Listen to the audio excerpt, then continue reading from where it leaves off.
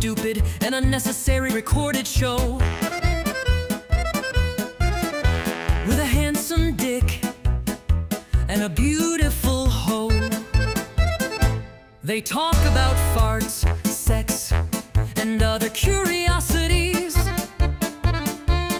Childish shit with a sprinkle of absurd philosophy. Now here's Gracie and Taylor, just a couple weirdos.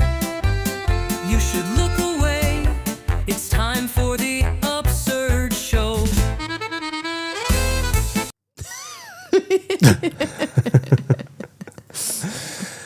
Welcome to the Absurd Show. This is episode 3, I think. 3.5. 3.5. Could be 4 if we actually publish one that we didn't publish.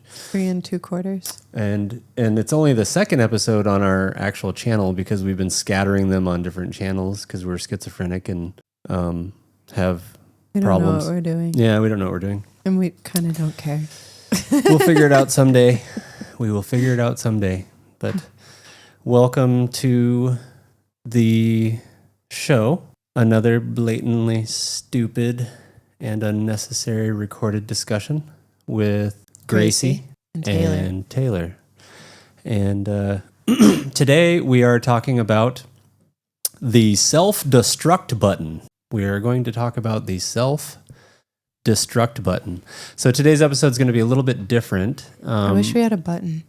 I know. We need like a big red button on the desk somewhere. We could get out the giant dong and it could be That could be the button. self-destruct dong. Destruction dong. The destruction dong. The dong. Dong of Dongstruction. destruction. Dongstruction. Dong of the dead. It is the Dongstroyer. Ew. Ooh, that could be the second I product just name. thought of I know they have them like undead dongs, like zombie dongs for people with weird kinks. So they have alien ones, like really, really strange looking things that I can't imagine anybody wanting to put inside them, but they're like maybe collector pieces. We saw those. They were like on sale on the like discount rack at the sex toy store that one time. One in Austin. Yeah. Yeah, I bet they have some really gnarly looking undead ones. Dong of the dead. Dong of the dead. What was I saying? Oh, yeah. So the show format tonight is going to be a little bit different because we're playing with things and trying to find the format that we like. So today what we're going to do is keep it on a single theme the entire show, and we're going to discuss self-sabotage and why all people tend to do it. Why often. do we do that? Why do we do it? We all do it in We some do. form or another. Do you self-sabotage? Fuck yeah, I do.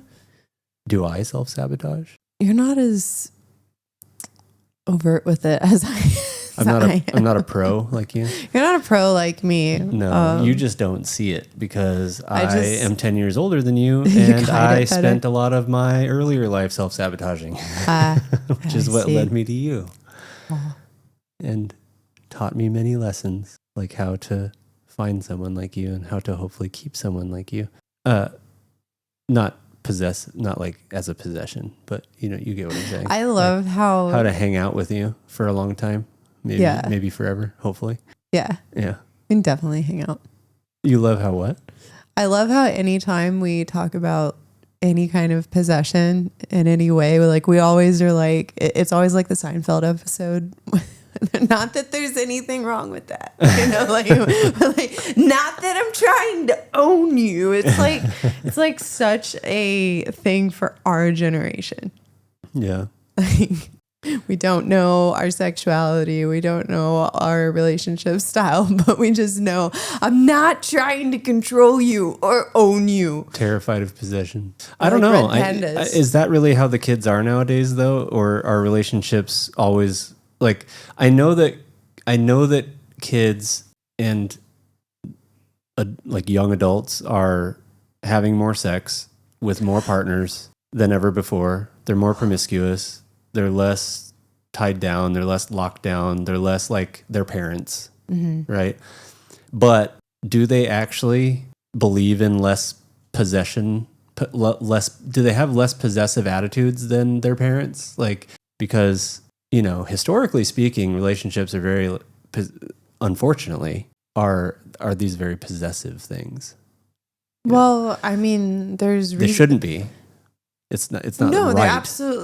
they absolutely should be if you consider our evolution and how we evolved from being in tribal groups, and being owned by a tribe is like you want that. You want to belong. Yeah. It's a fairly new thing that the individual has as much power as they do now.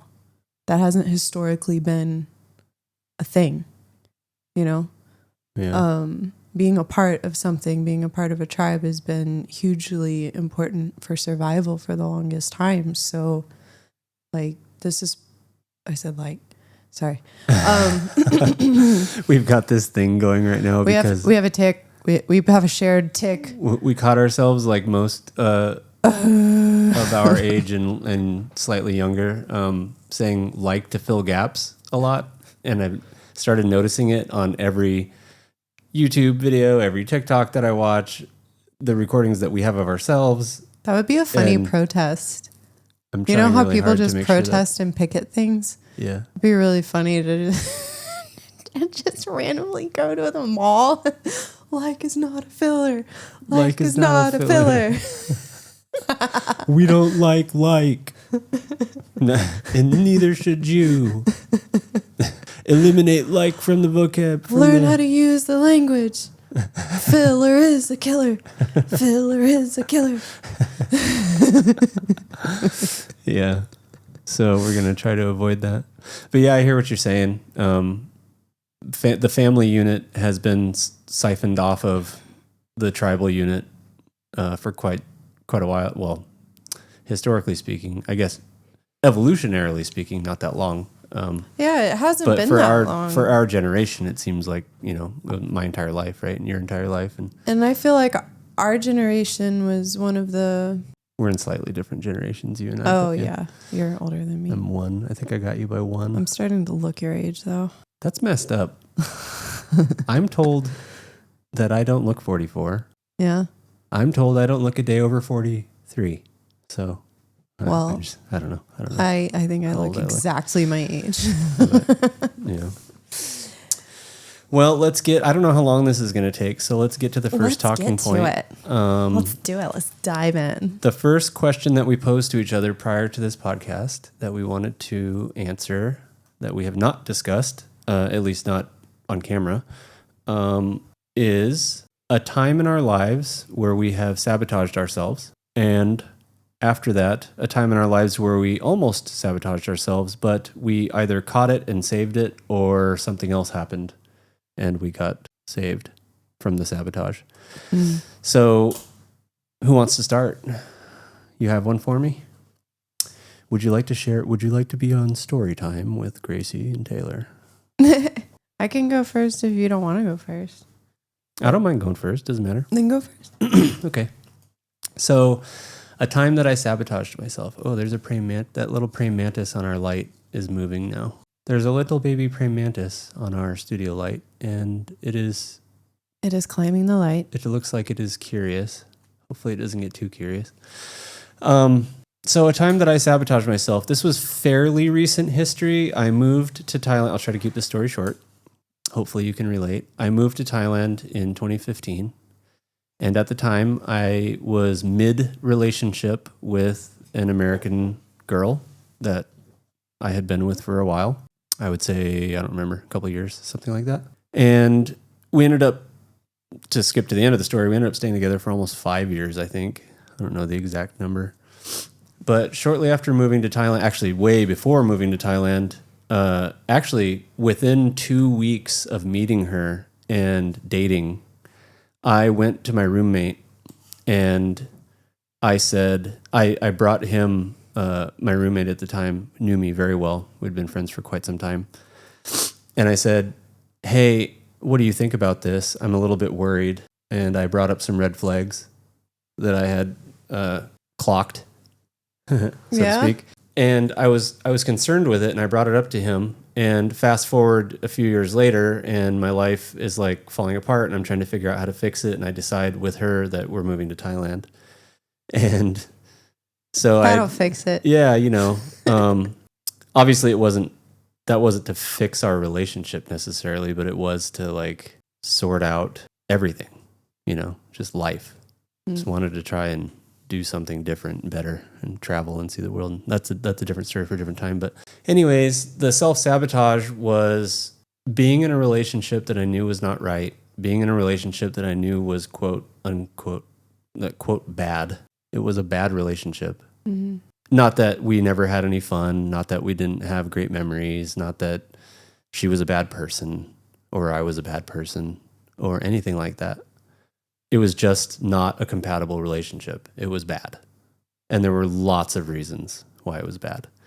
And some of those reasons were lies and deceit and just couldn't get on the same page about what we wanted and expected out of a relationship and needed. Mm-hmm. And so it caused a lot of bickering, fighting, mistrust. We didn't fight particularly well either. It's nothing like you and I. Like you and I, our fights are, I don't even know. It's hard for me to describe our fights because we don't really have them, which is nice. It seems a little cliche, but... I feel like our fights include us saying incredibly truthful things and then equally being shocked by the truth of what the other one said and having to go and think about it for a while. It's crazy. Like it's not just a duel. Yeah. Or a it's not an actual fight. Like it's like it's like filing a complaint, Yeah. Like you get the complaint and then you're like, okay, I need a minute, and then review all the information and then come back. Filing a complaint with HR. Yeah, that's more what it's like. Yeah. No, it is fascinating, like now looking back, painting the differences between a relationship that I know is healthy and that I know is right in so many ways and contrasting that against all my other relationships, because I know that we come from very different backgrounds. You haven't had that many relationships, and the ones that you have had have been extremely long and central to your life. I had a shorter one before you that was still really, really serious, and we also didn't fight. Yeah. Oh well, maybe it's just maybe you're the common denominator. Oh well, no, you fought in your marriage though. Yeah. Well, my story will go into that a little bit. Okay. All right. So all right, we'll stay on my story until I'm finished. Then so long story short, moved to Thailand. I knew the relationship wasn't right for all the reasons I stated before. And I just kept staying in it. And I kept staying in it. My particular reasons, and I think people have a lot of different reasons and ways that they self-sabotage, and everybody might be a little different. There's probably a lot of commonalities, but I think everybody might be a little different on how they do it. Mm-hmm. My reasoning was that I had this first of all, I was stubborn. I'm fairly stubborn. I want to be right, not in like a jerk kind of way. Like I always need to be right all the time, but I like to think that my decisions are correct and that especially like big life decisions and stuff like that. And so you have that stubbornness. Choosing a wrong partner is a hard fuck up to admit to. Especially when you view it as a fuck up, as most people do. Yeah. Like when your relationship doesn't work out anymore, it's always this horrible thing. Yeah. Right? But very few people take a natural progression of a relationship and allow it to do what it wants to do without judgment. Right. Even if that means a breakup. Yeah. Or like a reframing of what you're doing if you go in different life paths. Like there's ways to not be so upset about a breakup, but there's such a stigma attached to it. So it's hard to let that one go. Yeah. Yeah. Yeah. I was definitely stubborn in that way. I didn't want to let it go. I was a fixer, but not a fixer. He was a fixer. Yeah. I don't want to make it sound like fixing as if I was trying to fix someone else necessarily. I was a fixer in that relationship in that I thought I could fix our relationship. I thought I could fix, I thought that I could morph into the thing that I needed to morph into, and that I could help her become the thing that she needed to morph into in order to be compatible. And that's a really bad way of looking at relationships, I know now. That's a really, it's not a way that you want to get into these things. If you want to be in a successful relationship, you want to be with somebody who, on face value, with all of their faults, with all of the incompatibilities that may exist between the two of you, it is good and okay, and everything is fine. And that's not to say that things can't change and things can get better and they can improve and you can improve, and that you shouldn't work towards improvement on those incompatibilities. But at baseline level, you should be compatible enough to where you feel really good about it. And you can live with it. And maybe not even just live with it, maybe be super happy with it. That'd be even better. Yeah. Right. And that's how I feel about our relationship. I feel like a lot of the things that may to others seem weird or imbalanced or different or incompatible, a lot of people might point and say that about us.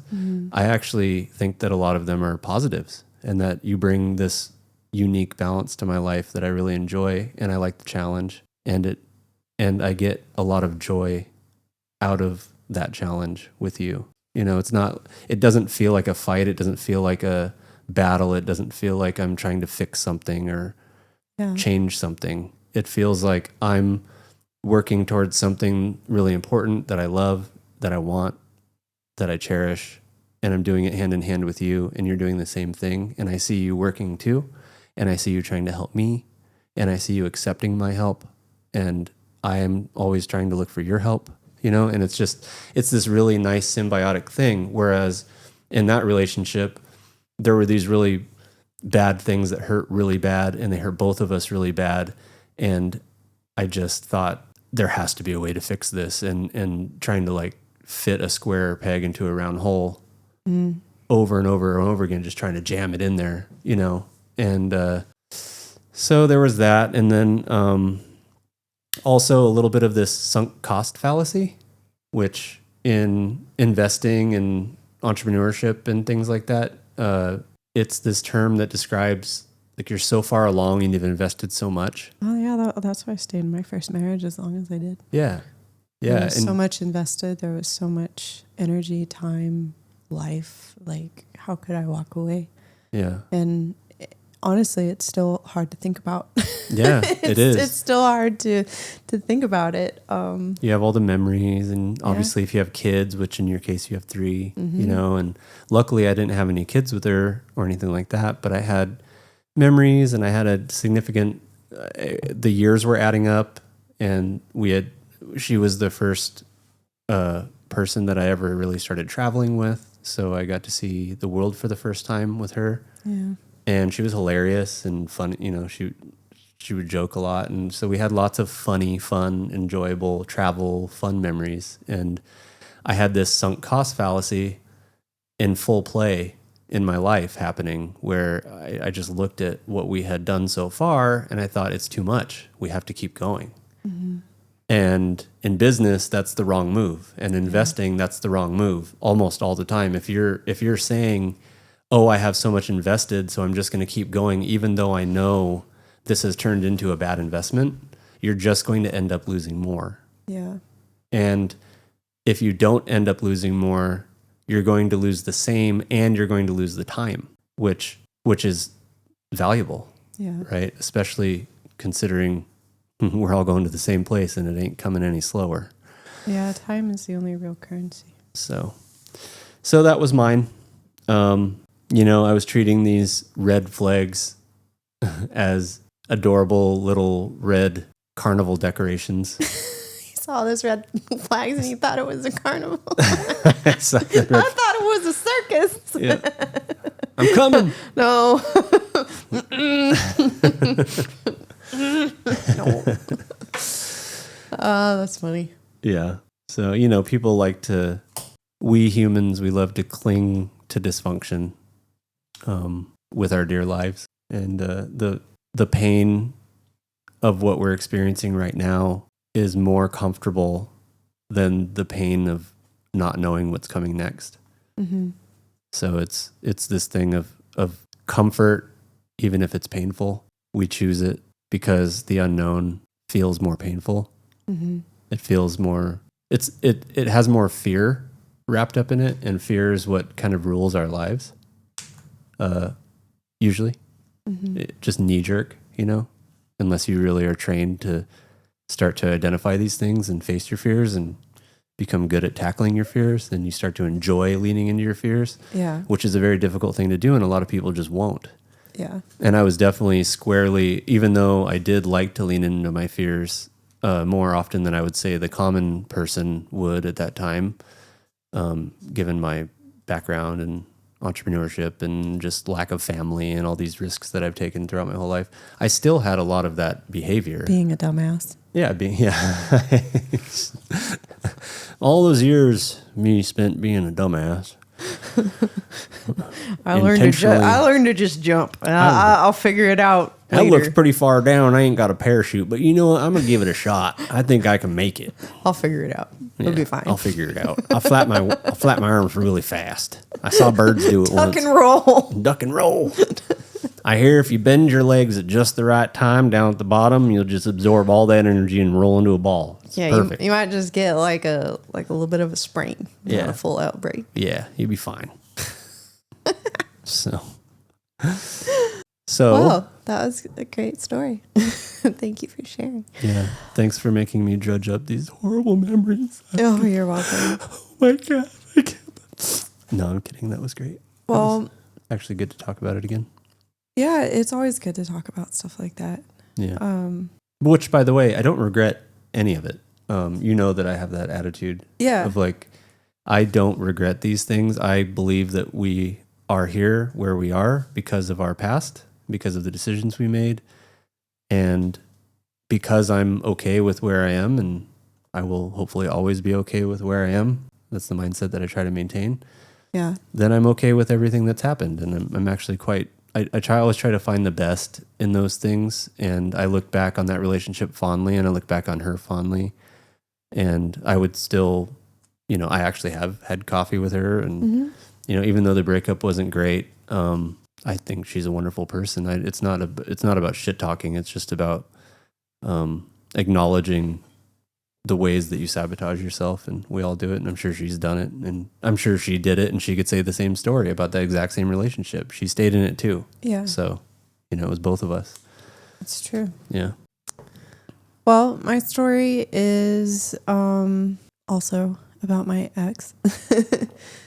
As many sabotages are. As many sabotages are, but mine in particular involved my ex and my kids. I had a really, really bad temper back in the day. And it was just, I would have these moments, especially after I lost my faith and I started questioning all my values. And I started really, I wanted peace really badly, but there were these things that kept happening that I felt were obstructing the peace. It's like if everyone would just do what I fucking said when I fucking said it, everything would be great. Like the family would run like a well-oiled machine and everything would be perfect, which is kind of what I saw modeled with my dad. And my dad kept shit in order, and I did what he said, and I felt like I wasn't remembering that I wasn't a very happy kid, that was out the window. I was just reverting to these old programs in ways that I thought I was supposed to run a family and be a mom. And I thought I had to, I was really fixated on this result of my kids being a certain way or the house being a certain way. I was really caught up in all these appearances, and I would just lose my shit if Casey would leave trash laying on the floor or laying around or dropping his clothes on the floor. If the kids would disobey me, I would feel just this rage like well up. And I remember there were times where I would be like, don't say it, don't say it, don't do it, don't do that, don't do it. And it was like, I was like a moth to the flame. It was like I was already like over the hill, just like like don't do that. Okay. You know, and I just like fucking jump into it without even though I knew how much it hurt afterwards. You know, I'd finish screaming at my kids or spanking them for something that they probably didn't need spanking for. And I felt weird about spanking anyway, but everything I had learned was that like if I didn't do it when they were little, I'd have to deal with some crazy teenager. Your dictatorship would be weakened. Yeah, like or there they would be would a fault in it. Yeah, or they would end up crazy and like doing drugs and, you know, raping babies and stuff. Like, I don't know. But I had this huge fear built up around it because that's what everybody went on and on and on about. And even though I let go of that belief system, that fear still ruled me for a really long time. And yeah, I would say really shitty things. And then later I would be so confused as to how I could behave that way when I knew like how devastated it made me afterwards and how it wasn't helping anything. But it was like I was stuck in this loop of self-destruction and I couldn't stop. And I think one of the main reasons for it was I didn't know what to do with anger because I was never allowed to be angry as a kid. So you weren't taught how to deal with it? Yeah, I had no idea. You never had to face it and deal with it because you weren't allowed to be it? Yeah, I never had to face it. I never had to deal with it. It's kind of like the state of sex in the world. You're not allowed to talk about it or think about it, and you don't learn anything about it until it's too late. So as an adult, you don't even know what to do with it. Yeah. It's the same thing. Well, you know, similar, right? Yeah. Yeah. So when I started learning more about anger and really taking the time to deal with really the complex PTSD that I had, that was when I was able to move past it. But it was really hard to do that in the situation. Like I really had to remove myself completely from my ex, from my kids, to be able to process all of that without it constantly spilling over and as this really destructive thing, you know? Yeah. I'm kind of losing my train of thought a little bit, getting nervous. It's okay. But yeah, I spent a lot of time projecting my trauma and my issues onto everybody else instead of really taking responsibility for my own stuff. Mm-hmm. You know, like I was all about blaming everybody for my lack of peace instead of dealing with what was really the problem. Yeah. And it was really hard to pin down because there were a lot of problems. One of my questions though is, do you strongly identify that behavior with self-sabotage necessarily? Or is this, because what I hear a little bit in this story, or a lot of it actually, is not knowing what you don't know until you know, right? Well, you grew up in a way that taught you certain values, that made you a certain way. You were, for lack of a better way to describe it, trained by your dad to be a certain type of person and to have a certain kind of family, and yes, and by the church and by all these different factors in your life. Mm-hmm. And when you were faced with challenges in the family unit, you didn't necessarily know. It's not like you were sabotaging. It's not like you were looking at the situation going, oh, I know exactly what I should do, and I'm just not going to do it because I'm going to screw this up for myself. Well, I thought I knew what to do. Like I would try to put systems in place to make sure that I could deal with the things that were triggering me, Mm-hmm. you know. I had a very strict routine, and the things I was trying to fix it with weren't fixing it, you know? So yes, there was a lot of not knowing. There was a lot of ignorance there. But I still think that because I've experienced it afterwards, where I'm presented with a similar situation and I remember like, oh wow, this really used to piss me off back in the day. And sometimes there's like a little like temptation to just have a tantrum. Go full dictator mode. Yeah, like to instead of being direct about something that's bothering me, to indirectly be a brat, like slam things or be snippy, have an attitude in my voice when it's not necessary.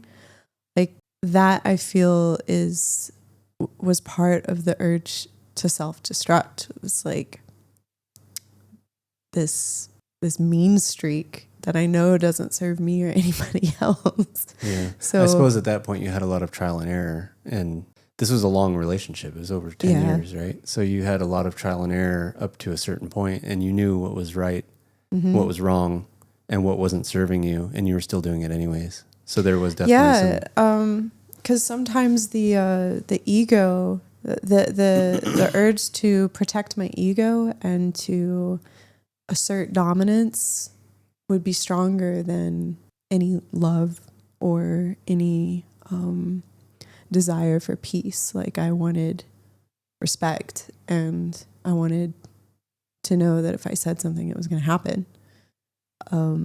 It's all ego. And it would be the same if I were to repeat those actions now. Like, if I got all snotty at you for leaving messes for me to clean up, I would. That would ever leave messes for you to never. clean up. What are you talking about?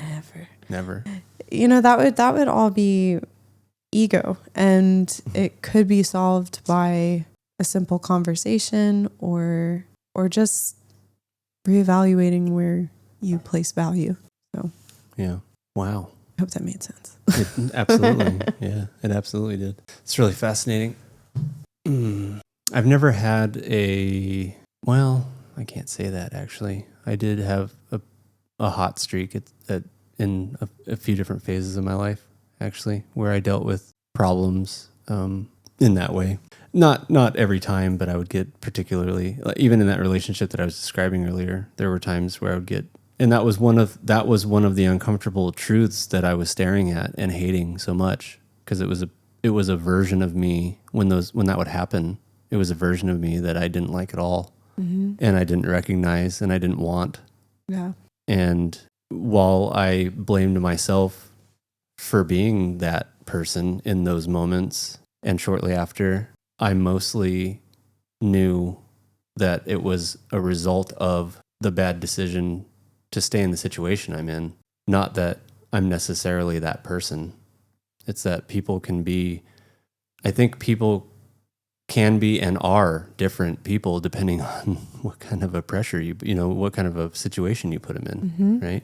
I mean, if you take it to the extreme and you go back to, like, if you could take the most docile, as an extreme, right? You take the most docile, kind-hearted person who's never harmed anybody in their entire life, and you threaten their life, and you put a burglar in their house with a gun, they might do something to try and disable that burglar or kill him. Yeah. Right? And that's an extreme example, but it's true. You put yourself in a situation that's not right for you, and you become something that you don't recognize.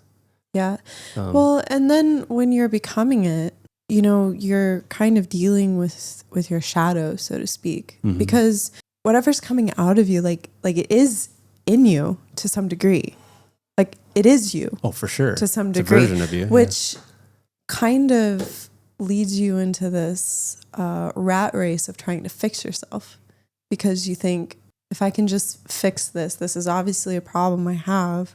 I need to fix it. I can't just abandon somebody I love because I have this problem. I need to fix this problem.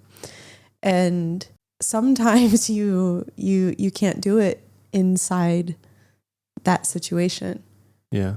Well, it'd be easy for someone to look at themselves in a situation like that and say, I need to fix my temper.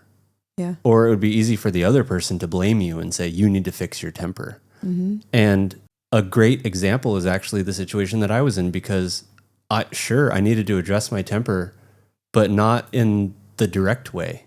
I didn't need to directly address my temper. What I needed to do was address what I was doing to myself to put me in situations where my temper could flare up, right? And yeah, that's what most of us do. We focus on the anger and like, you need to fix your temper. And then you think, well, shit, I need to fix my temper. I need to be kinder. I need to be nicer. And I need to not be so angry. Instead of considering, why are you actually angry? right.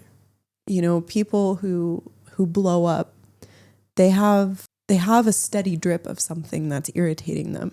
You know, it's not usually just, unless they have something else going on, but usually people don't just blow up. They have something that's been like Chinese water torturing them for a while, which is usually some kind of powerlessness or rejection or sadness of some kind.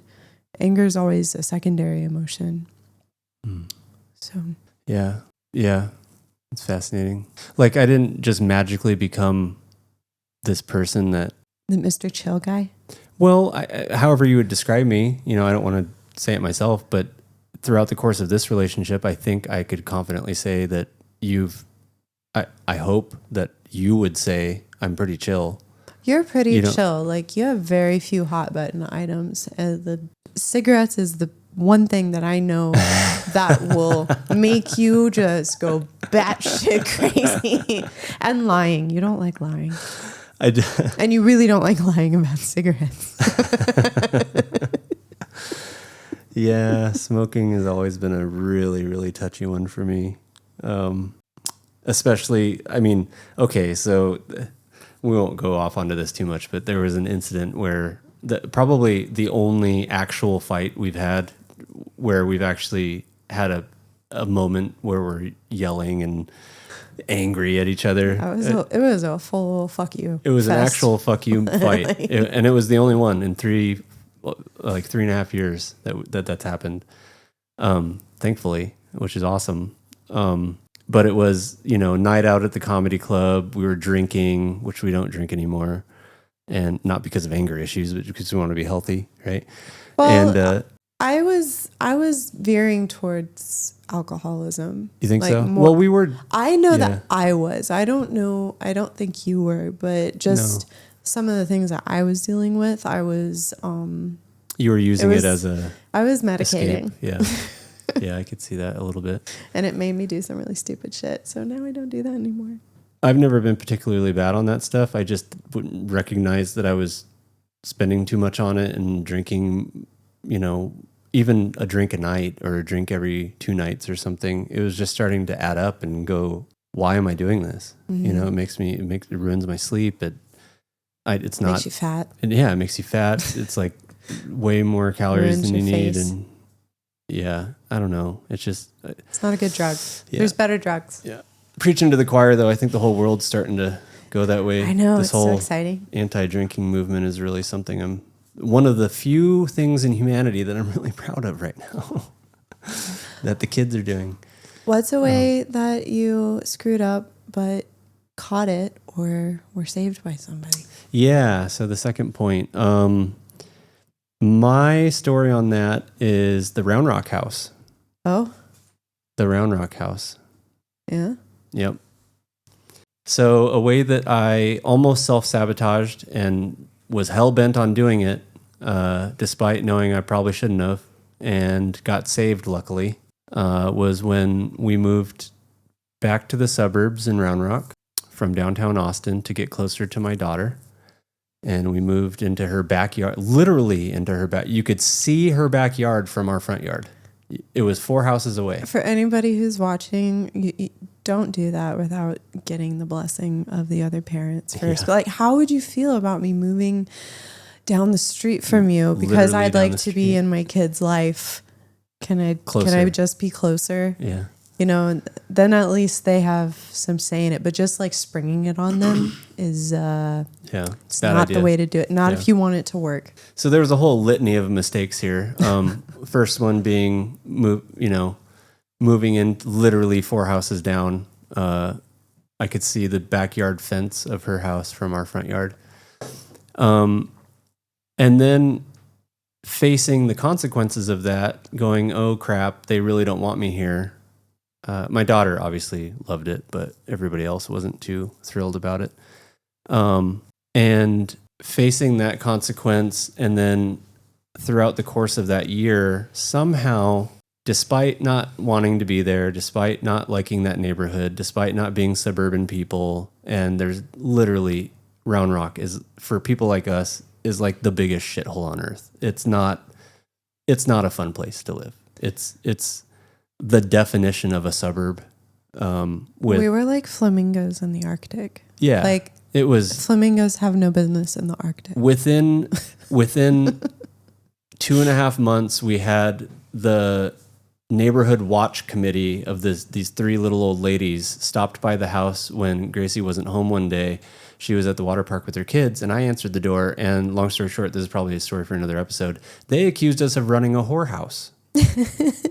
They accused us They really, of running. They like, thought we were running a whorehouse. They were very serious about this. Old lady was just convinced that we were running a whorehouse. Yeah, we had We hadn't even done anything in the house. Like we No. hadn't done anything. We didn't throw any parties. We had colored lights, and we go to raves. So sometimes I'd leave the house in like wigs and lingerie, and we had a nice car at the time that did Yeah. not fit. That did not fit the neighborhood at all. they just knew it was.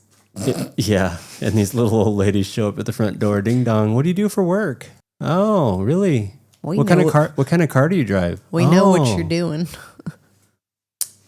Who are those girls that are coming over? Well, and we had a friend. We had a friend at that time, but No, we didn't.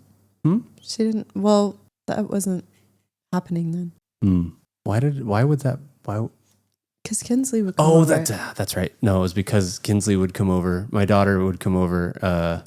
Yeah, and she would after go school. through the back door. Yeah, yeah. So they thought You're we were keeping keeping hookers in the shed. You're keeping hookers back there in the shed, in the storage Okay. shed. Yeah. Okay.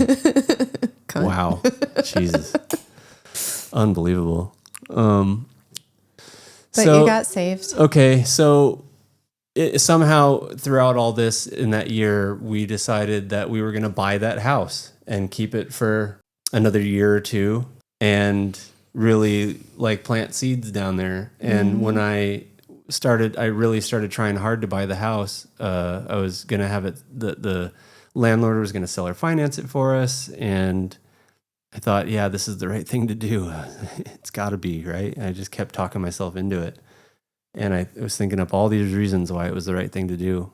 And then I finally figured out how to buy the house. And I was so excited, and I told my daughter, and then found out very quickly after a night of going over to her house and having a couple of drinks with her mom that they were blowing hot air up our ass that entire year because things had kind of improved. And We thought we were all friends. Yeah, we thought I was running with her mom a lot, and yeah, things were improving. Things were good. They felt good, but it turns out we were the butt end of a suburban, joke. nobody wanted us there. Nobody wanted us there. So. One person wanted us there. So we found that out pretty quick, and I canceled the whole deal and got the hell out of there as soon as humanly possible. Yeah. With you and luckily we got saved from that one, but that was definitely me trying to self-sabotage somehow. I knew that whole thing wasn't right. And we woke up daily over there and looked at each other and basically said, what the hell are we doing here? Yeah. And I still tried to buy that house. That was a hard time. It was like guilt. It was this guilt of listening to the guilt that I'm supposed to have because other people say I'm supposed to have it. Yeah. Of, the years that I spent in Thailand away from my daughter, or the father that I should have been in their eyes instead of the father that I was, Yeah. you know, and all of these things. And I finally had these, like, the means necessary and the time necessary to go over there and do something different. And I tried to adhere to what I thought they wanted because of how they viewed me and how they described me over the years, and abandoned self and abandoned the reason why I was able to get to that point in the first place, which was honoring myself and following my true north and knowing who I was and knowing what I wanted and knowing where I wanted to be, you know. And I could have much more easily crafted a way to accomplish the things that I wanted to accomplish with my daughter in that situation without abandoning myself, without abandoning what I knew was right for me. Mm-hmm. You can still oftentimes, you know, and I know this clear as day, but sometimes it's really still hard. It's still really hard to adhere to this rule. But many times in life where you abandon who you are because you feel like you have to sacrifice, for the greater good, or do something for another person, or family, or, you know, your job or your profession or whatever, right? Whatever it is that you feel like you need to make a sacrifice, and you abandon self for that purpose. It doesn't work out for you usually in the end. And there are usually creative ways that you can maintain self, maintain your true north, and still get most of what you're trying to get, or most of what everyone is trying to get out of that situation, with a little bit of creativity and outside the box thinking, you know? But it can be hard, and it can be more expensive, or it can be way more difficult, you know, to do it that way. But if it really honors you and honors your north and who you are as a person, it's going to be that's the right way to do it, you know? And I jotted that down of like, in both of these situations for me, and almost every other time I've ever sabotaged myself, it's been a big part of that has been because I didn't stop, pause, look in the mirror, ask myself, does this align? Is what I'm doing right now aligning with who I am and who I want to become? 100%. Is it going to get me there? And because I didn't stop and do that, and because I didn't answer all of those questions as a yes, it blew up in my face, you know, or almost did in that case. Anyways, that's mine. If Sorry. that doesn't give you complete decision panic about everything that you undertake in your life, I don't know what will. If you're not completely aligned, it's going to blow up. Eventually. Maybe not today, maybe not tomorrow, but eventually. Fuck. You must be 100% aligned with your true north, or else you will hit the iceberg like the Titanic. I'm a goner. I'm kidding. It's not quite that severe, but you know, it's worth illustrating that point because you get it. You know? Yeah. Well, yeah, that was. What was a moment where you almost sabotaged and then got saved or figured it out? Well, mine happens every day Mm. because I'm a recovering nicotine addict, and yeah, I'd really, really love a vape, or I think I would like a vape. And Heavy smoker before I met you. yeah, I was Heavy vapor when I met you, and Yeah. and through to much of this relationship. Yeah, it's been a real thing, and it's extra aggravated when I'm restricting what I eat and when I'm trying to lose weight, which I am right now. It feels almost impossible to stick to a intermittent fasting window when I don't have a vape, even though I know that's bullshit. So yeah, I've caught myself several bullshit. times. It gives you something to do. Oftentimes when you're fasting, you still want to eat. You want to put something in your mouth. You want to have something to do with your mouth.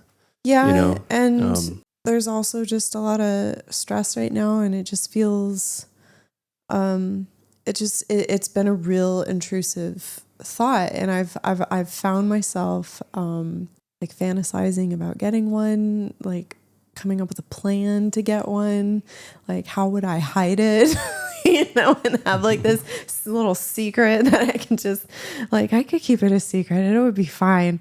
It's like, no, it wouldn't. And what I have caught myself doing, and what I try to do, is stop the fantasy, because the planning it out, the constant loop about it would pretty much guarantee that if I have a chance to get one, I'm going to get one. Mm-hmm. So I've been working to try to reframe how I describe myself, or how I see myself. When I'm finally the weight that I want to be, is that because am I also shriveled up and full of wrinkles because I'm vaping like a fucking smokestack? Or have I finally learned how to deal with monotony and stillness, which is ultimately what the vaping helps me not deal with. And I think that's what a lot of self-sabotaging behaviors kind of ultimately lead to, or what they ultimately speak to, is this like writhing away from the monotony and the stillness that comes with discipline to get to what you actually want. It feels like a way to like zone out of your journey so you can get to the destination, when the journey is the whole point. Yeah. And I fucking hate that term. Like, it's all about the journey. It's about the journey. Yeah, fuck you. The journey is boring, and it's long, and it's arduous, and I would like it to be over because the destination sounds really fucking cool. But that's the thing, is if you never like settle into your journey, the destination is always going to be like out of reach. Yeah. Well, when you get to the destination, you realize that it's not the destination. There's more. Yeah. So it's all a journey. So that's why they say the journey is the important part, because we're just on a journey and then we die. I know. So then I have to decide, am I having a vaping journey or am I having a health journey? And I'm not going to lie. I think, what would Brian Johnson do? That when I think about him looking at me with disappointment, that kind of helps me, like Brian. WWBJD. Yeah. We should start that. And Brian would not be pleased with this. He would love that. We should start that. I bet we're not the first ones to think of that. He's probably got a bunch of people doing that already. It's like, I'll never be in the inner circle if I vape. Oh man, that's funny. I'll never be one of the vampires if I vape. That's really funny. So.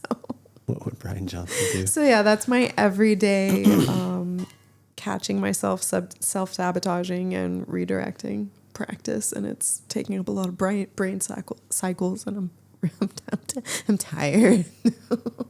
Yeah. Well, it's been months now. Yeah. Without vape, without nicotine. Yeah. You're not having severe withdrawals. You're not having all of the really if you want. I know that this might not help because everybody's wired a little different in terms of what motivates them and what doesn't.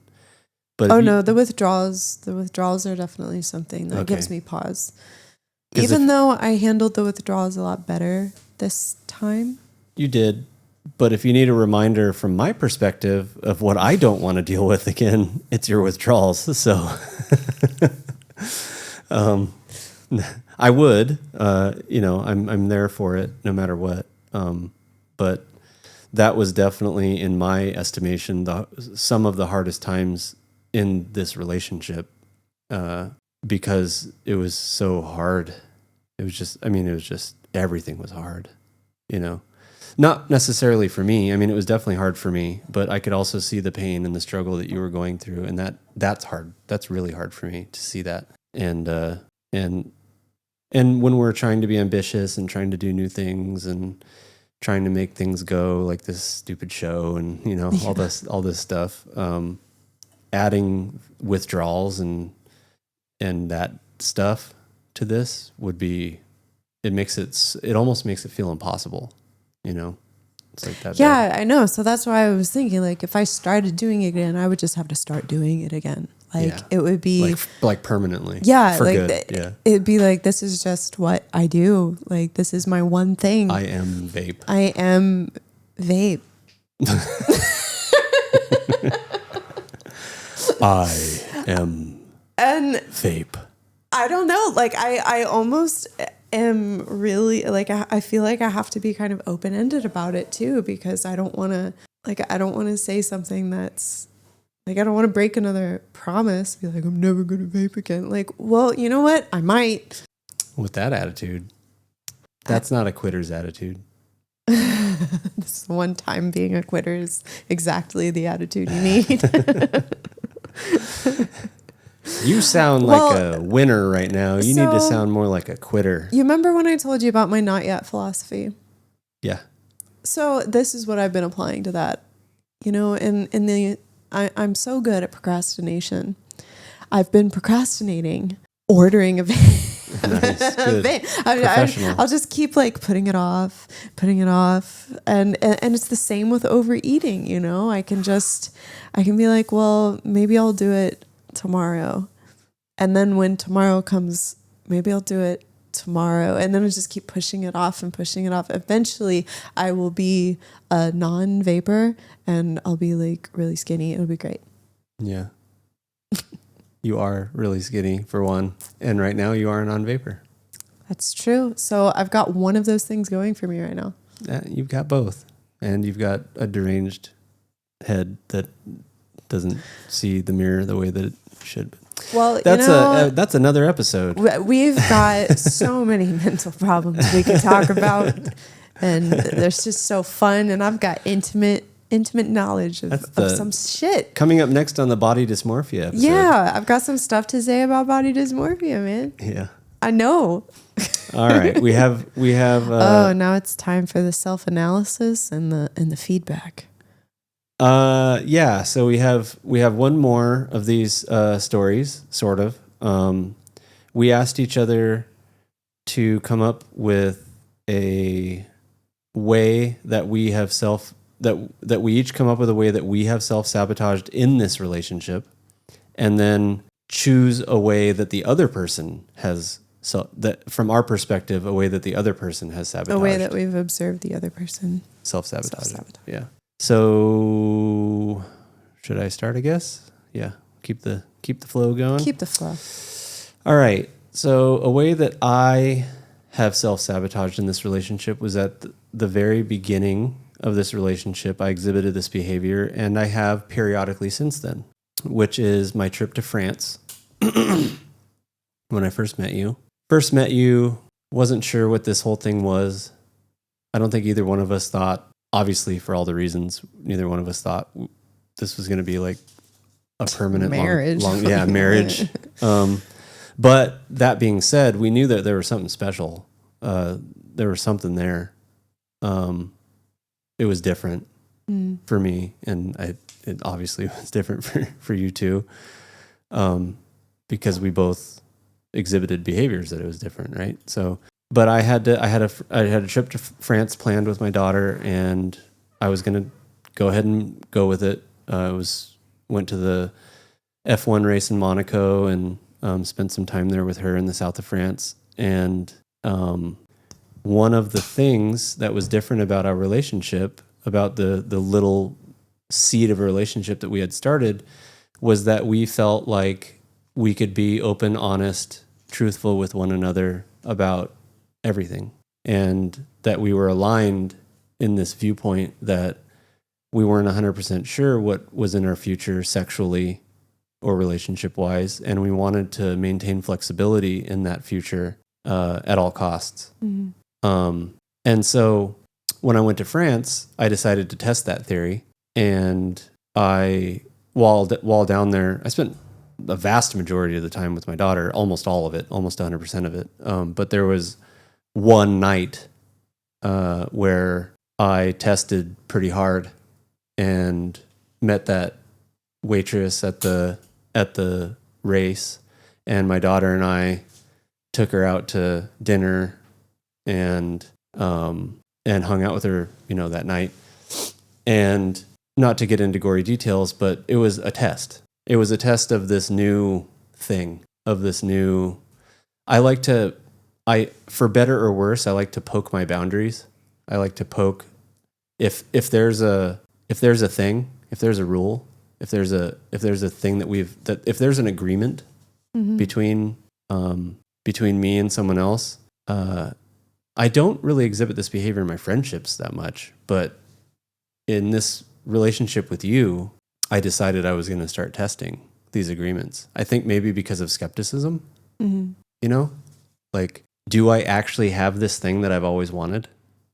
Do I actually have the ability to be honest and truthful and be myself and hang out with another girl and tell you about it and be open with you and honest with you and even include you in it and see how you react, And while I think some of this behavior has been absolutely imperative to me feeling comfortable initially in this relationship with this setup that we were trying to figure out. We didn't know where we were going with it. We didn't know how this was going to end up. We didn't know that we were going to fast forward 3 years, be married, and have these different rule sets that we've trial and errored and figured out in our relationship, and that some have worked and some haven't, and we've modified and changed and tweaked. We didn't know that this was going to happen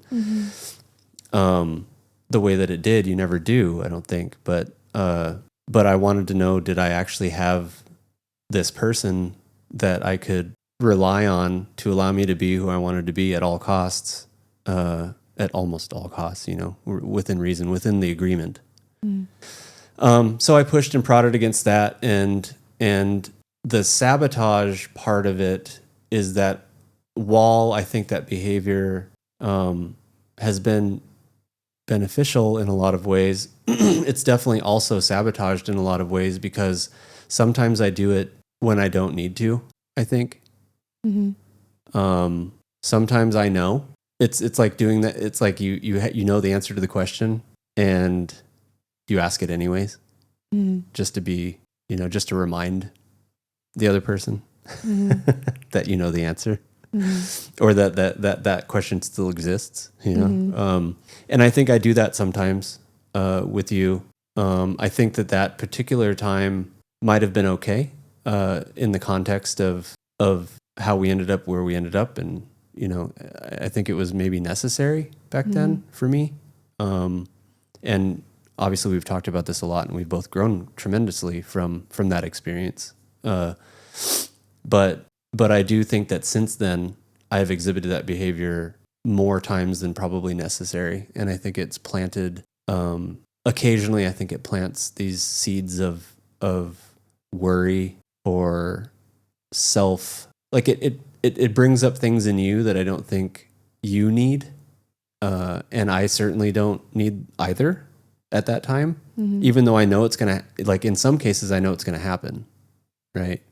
In some cases, I know that you'll probably handle me prodding and poking the barriers okay, because of the context of whatever's happening in our life at that time, and how long it's been since I've tested the boundary, and how you've tested the boundary recently, or whatever. Like whatever, the context is always different, right? And I guess what I'm trying to say is that in certain contexts, I know that it's not the right time, and I do it anyways. And I'm not sure why. Maybe I feel the need to remind you or us as a unit that we have these boundaries that we set up, and they haven't changed. And you never know, boundaries or lack of boundaries or whatever, right? Like whatever it is at any given time, it's changed a lot since we've gotten together, and it's morphed and changed, and the walls have moved, and Well, we haven't necessarily like laid all that out, so yeah, it seems like you're trying to find boundaries. Yeah, sometimes, sure. You're confirming boundaries. Sometimes, yeah. Yeah. You're playing Battleship.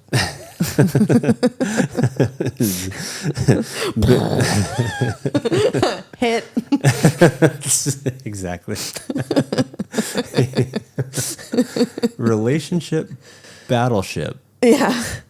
That actually might be a good product idea. Rattleship. Rattleship. How easily are you rattled? Yeah. Was it a hit or a miss? Yep. Well, that's interesting. All right. Hit me with what you know that I self-sabotage about. I think I know what it is. So your self-sabotage in this relationship, and I feel like even outside of the bounds of this relationship, this would still be happening, is that you give too much life to your imagination. You bring your demons into reality with overactive imagination. My self-analysis was spot on. I'm proud of that. Is that what you thought I was going to say? No, but what I have to say about myself is adjacent to that. Okay. Yeah, I wrote down that you're the master of Murphy's Law, you know? The master of Murphy's Law. I taught Murphy everything he knows, man. Yeah. Yeah. It runs in my family. I will say that you've gotten way better at it over the course of the last 3+ years, but it is the thing. It's like you give too much power to these fairy tales, to these stories, to these imaginations, to these fears. You know, in the end, it's fears, right? It's fear of not being enough, fear of not being good enough, not being strong enough, not being pretty enough, not being fit enough, not being thin enough, or, you know, whatever. Sometimes it comes out in really benign, unpredictable ways, right? And I don't think that it's, I really don't think that it's strange or weird. I think this is a pretty common thing. I have lots of this myself.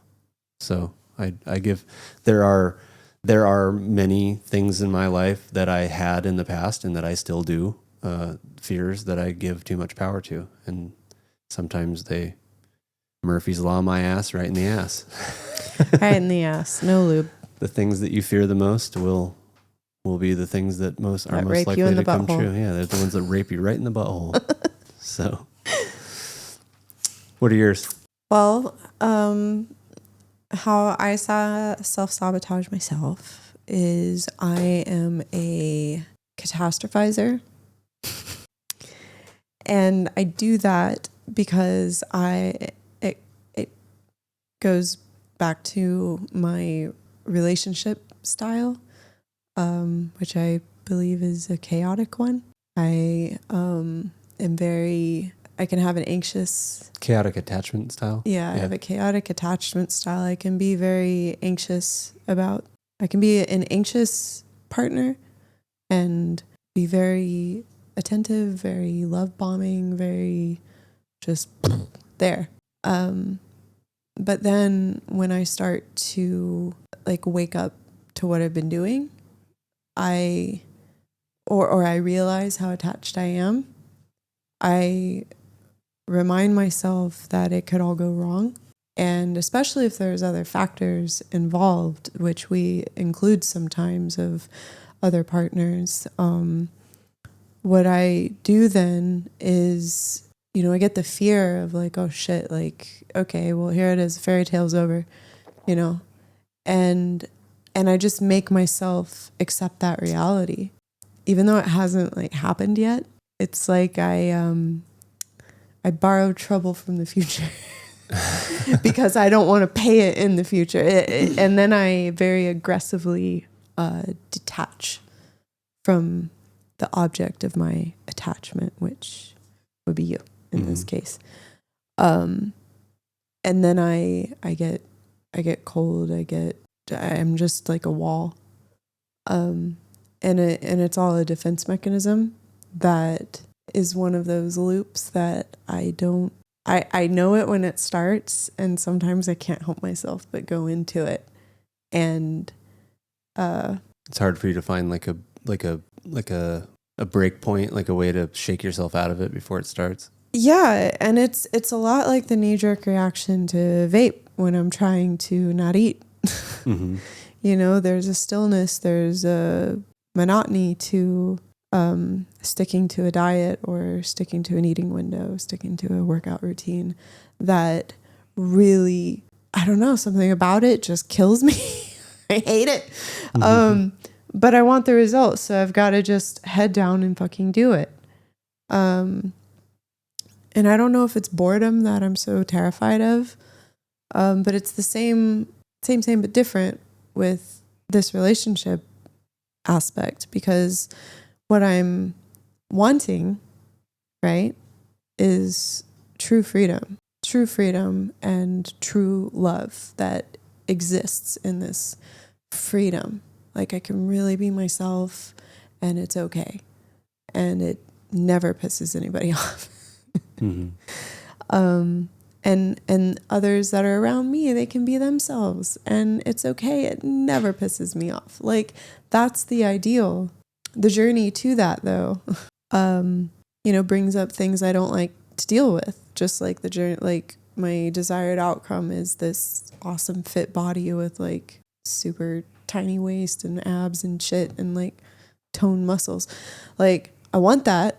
But then there's this work that has to happen that really, really hurts sometimes. And sometimes it makes me break down and cry, you know?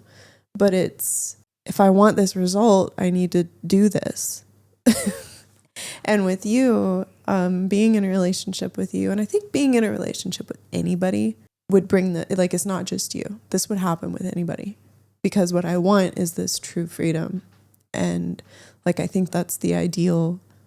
I think that's what real love would be, is this acceptance and this like not getting mad about love, like not viewing what's the word?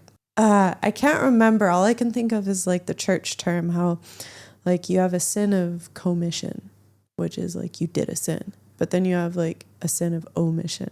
It's kind of like where you just like omit the truth. Or omit the or it's like a negligence. Mm-hmm. It's like a crime of negligence. Like I would love for crimes of negligence to not hit me so deeply as they do. Mm-hmm. Because rationally, logically, it makes no sense. So I feel like I would really love to live in a more rational, logical space, because the turbulence of these high emotions that come with possession and possessiveness and these really, really intense attachments haven't worked out so well for me. Yeah. So I'm thinking like, well, maybe I should do something different. But doing something different is very challenging because I'm forced to deal with my demons, and most of the time I don't want to confront them, and I sure as fuck don't want to confront them while I'm being watched because it's ugly. It's ugly and it's embarrassing, and I don't want anybody to see me. So that is how I self-sabotage in this relationship. And for you, I actually don't notice you self-sabotaging a lot. Like I feel like I'm the one who takes the show and takes the cake in this regard. I think there's got to be something. I think your lack of planning and your uber optimism sometimes bites you in the ass, and you take liberties where you shouldn't, and kind of expect that things are going to be okay when they might not be. But at the same time, like, your lack of planning and your optimism is one of the things that I really like about you. Like, I love how you don't plan anything ever. Yeah, well, I do really like the adventures we've had, and just like flying by the seat of our pants. Like that has been really, really nice. This is how I know that this was meant to be from the very beginning. Just like you are the only human being on the face of this planet, especially a female, that can handle the uncertainty of this relationship and all of its glory.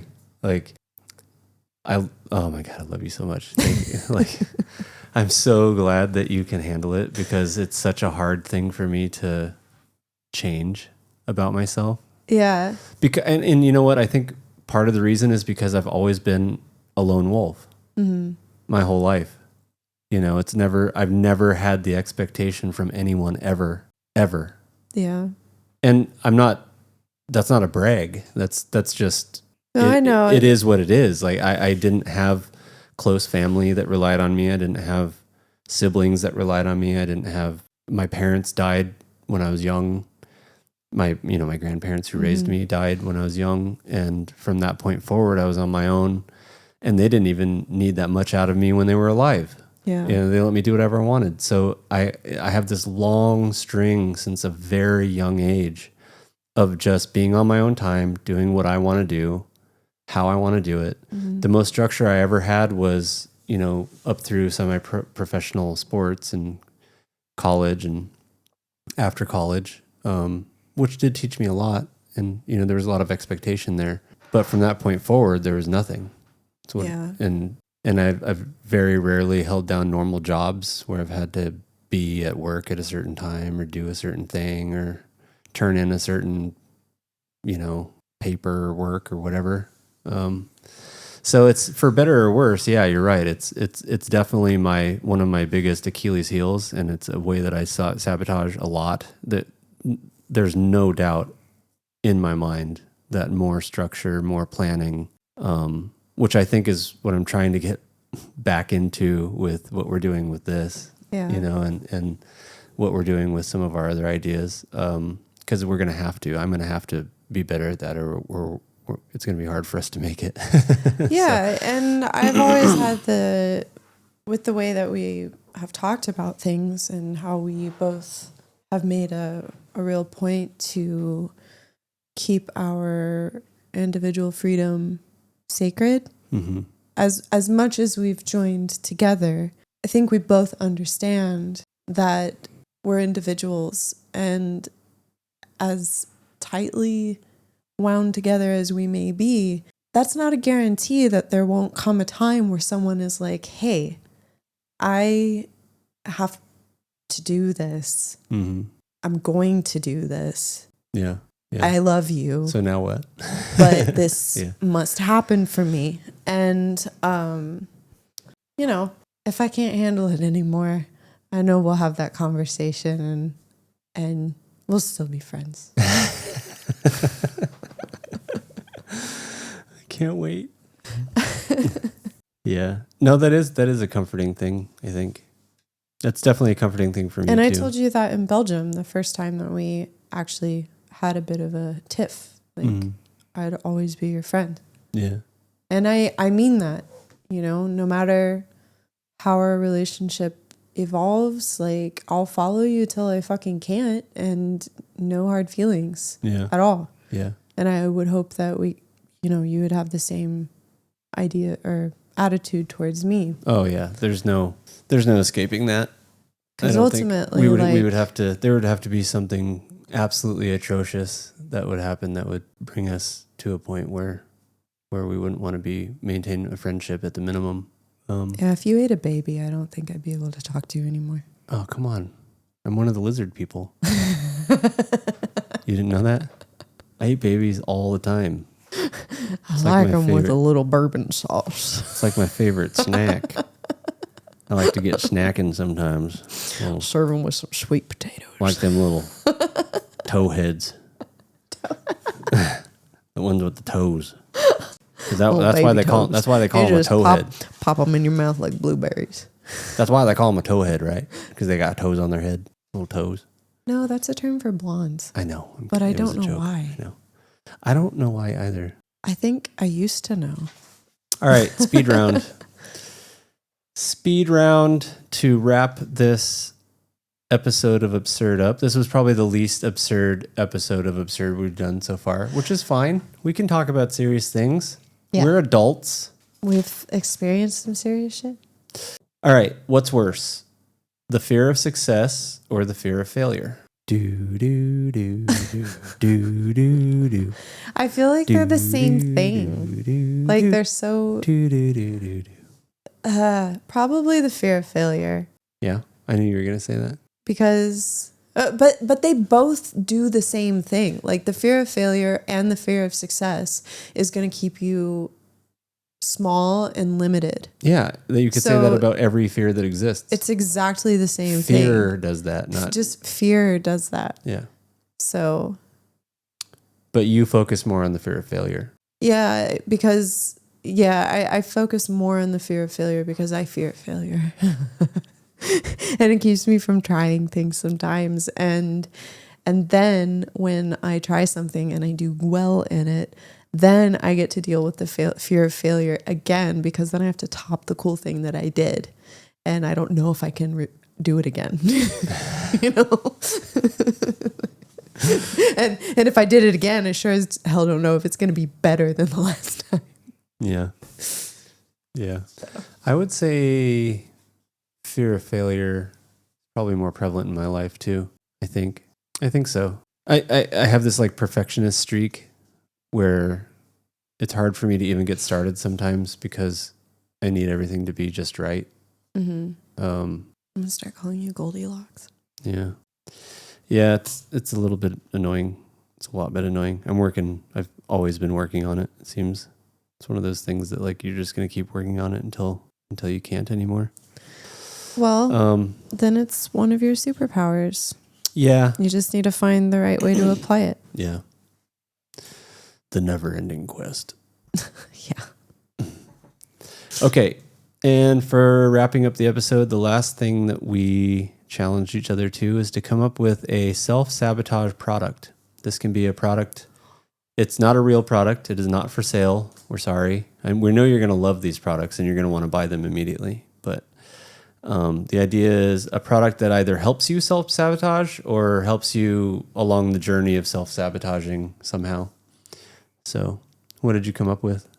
I forgot about it. You forgot about it? You didn't come up with one? I forgot about it. Oh my God. It was literally the last thing I asked you to come up with. I know, but you know. All right. But well, I did think that. I'll tell you what, you can be the co-founder of my product with me and you can help me sell it. It'll be easy. Mine Trust was me. a ball gag. Wait, I thought you said you forgot about it. Well, I didn't. I wanted to So when you first told me about it, I was like, oh my God, I'm going to come up with like a whole presentation and I'm going to have like an AI generated image and like a whole pitch. It's going to be busted. No, that's a lot more work. And but then I got so wrapped up in the writing, and then there was like the whole eating thing, and then there was the whole not eating thing, and then there was the walk thing, and then it just like got lost. Mm-hmm. Okay. But mine was a ball gag that right when you're about to say something really stupid, you just see that camera right there? Sell it. I can't. Sure you can. You're one of the best improvers, improvisationalists. There you go. Is that the ball gag? The Do cloth? you struggle with saying stupid shit and not knowing how to stop? Do you have a whole litany of eviscerating sentences just brimming on the tip of your tongue, ready to hurl at the people you love most? And you have that little voice in your head saying, don't say that. That's not a good idea. Don't do it. But you still the urge to do it is just too strong. Let me introduce the trauma towel. What you're going to want to do is you're going to roll it up. When you feel that feeling, you're going to roll it up real tight like this. And then you're just going to leave it in for about 15 minutes, and all of those stupid things you're about to say will finally leave your mind. Or at least, in a muffle. At the very least, they will not feel as essential to say. How much is this device? Just 4 easy payments of $19.99.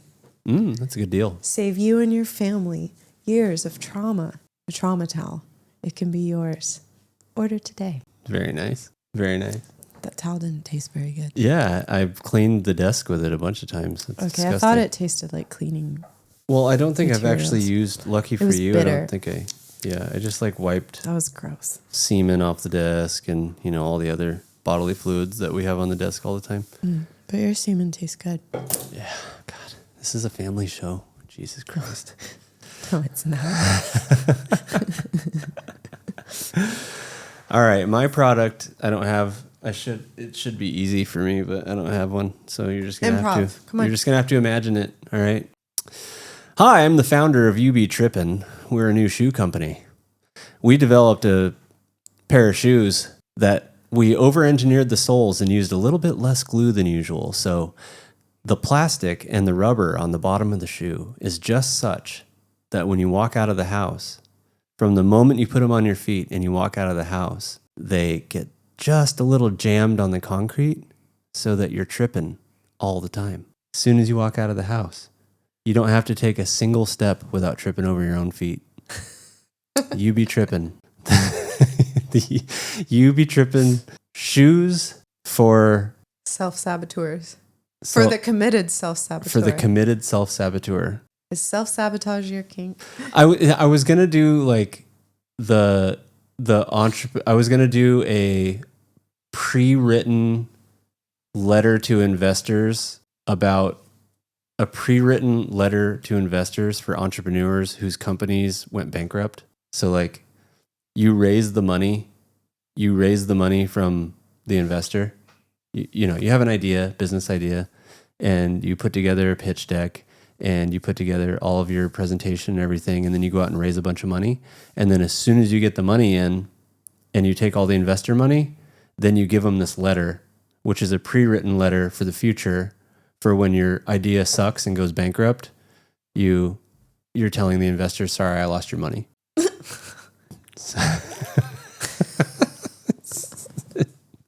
Pre-written.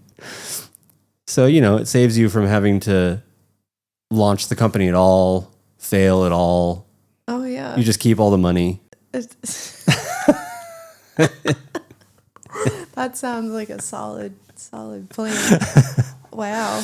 But it didn't really relate to anything. And then I thought, maybe I'll just do something stupid like shoes. Yours was better. Your ball gag idea. That was natural. I like it. This is why you're better improvisational. This is why you're better at this than me. This is why you're better at everything than me. You're better at all the things. There you have it, ladies and gentlemen. It's been recorded that he thinks I'm better than him at a lot of things. I really actually do think you're better than me at lots of stuff.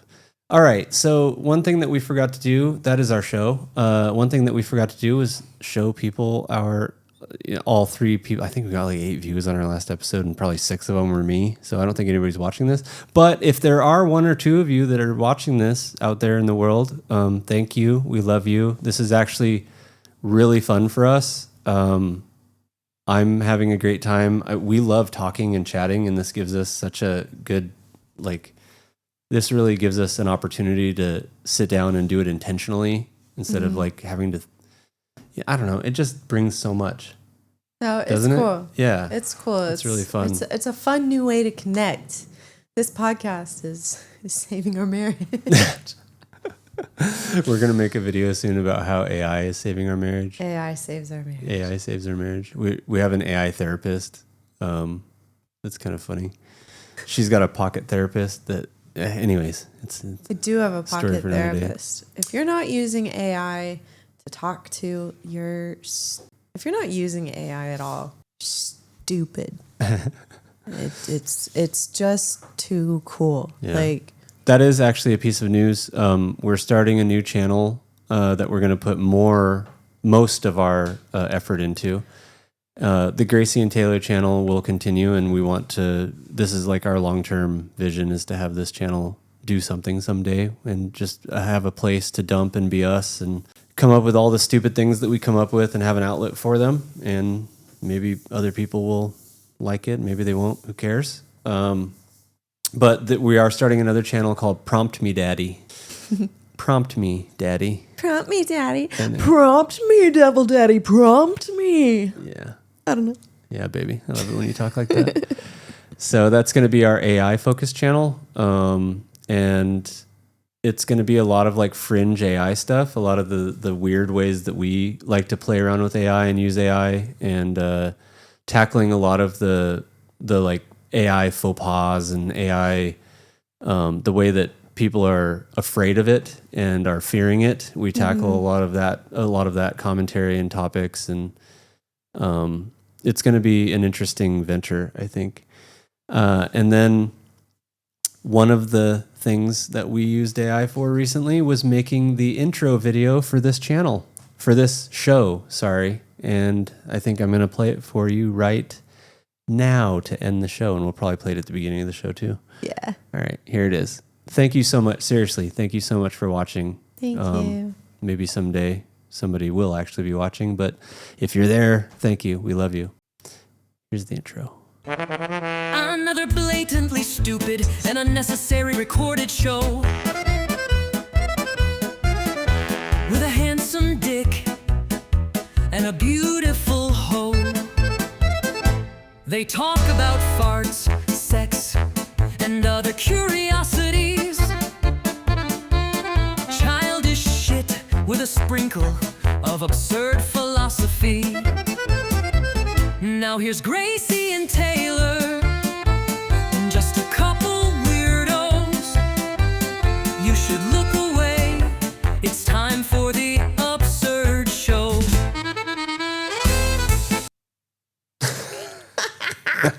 Fuck shit. Fuck shit. Oh my God, I love it. It's pretty so fun. cool. It's so fun. If you want to see how we made that intro, I think we're going to do a breakdown of it on that new channel, the Prompt Me Daddy channel. So when we get that going, we'll put more details on our channel here and send you over there. But look out for it. In the meantime, but thank you for the chat tonight, my love. And until next time. But thank you. But thank you. But thank you. No, but thank you. My butt thanks you. My butt thanks you.